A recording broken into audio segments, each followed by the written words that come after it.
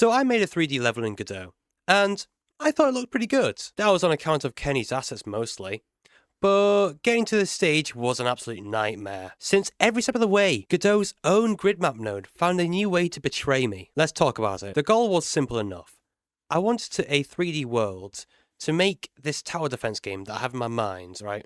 Think Bloons TD, but, worse and 3D. So, whilst browsing Kenney's assets, I got a nice 3D library of tower defense related meshes, right? It looked quite nice, so I decided to use it. Now, whilst I could have placed every cell individually, I thought there was a better solution. Turns out, there was. The GridMap node. Perfectly built in and maintained for Godot without needing to mess around too much with all of the boring stuff, like optimizations and that.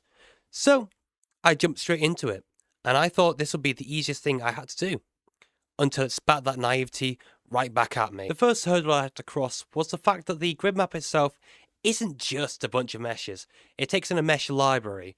And honestly, I had to look up how to set this up on YouTube because there wasn't anything concrete anywhere else. It was quite easy to set up, but the actual process is scuffed. You have to drag in all the meshes you want into a separate scene, make sure the meshes are at the origin point of the scene, yada yada. And on a side note, any changes you make to the meshes in the mesh library, you have to re-export this. Also, as it turns out, each individual mesh needs to define their own collision shapes. I never bothered with this, as you'll see later on. Godot really doesn't make it too easy to edit these once they're made, and you have to bounce around these IDs and hope you're clicking on the right one to change the mesh data you want. I honestly had to play detective to even figure out which tiles are which according to the engine. Anyways, we're moving on from the mesh library now. That works.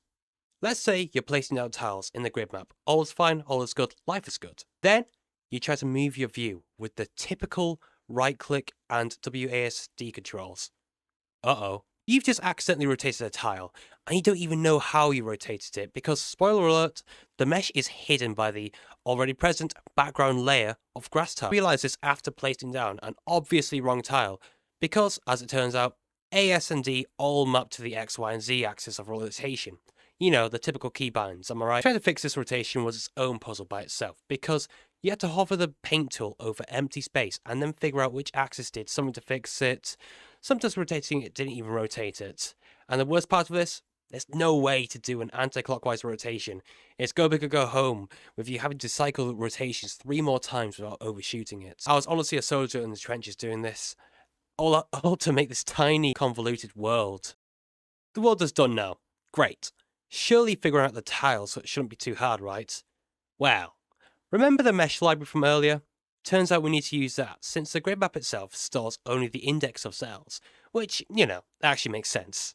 But that was annoying, since the grid map itself doesn't show you what the ID of any cells are. Which means you have to browse through the massive list of IDs to find the specific cell you want. So, I had to try and get the name of the ID in particular and do some string checking. I haven't even gotten to the player selection part yet. In my mind, I thought I could just do a simple raycast onto the grid map, like how you would with a tile map in Godot. Find a tile, convert local space, or whatever, and retrieve it. No. Remember how I didn't bother to add in collision shapes? Well, that came back to haunt me. You can see my logic for stupidly thinking that the grid map itself is a collision shape. It has its own collision layer and collision mask, but that's not good enough for Godot. Oh no. So, the simplest solution for me at this point was to drag an entire collision box over the grid map and call it a day. At least a raycast can detect that. Finally, we're at the end here. I persevered, I pushed through every obstacle Godot tried to throw my way, and I made this. We can finally see the tiles that you hover over. All of this just to create this tiny little part of the game.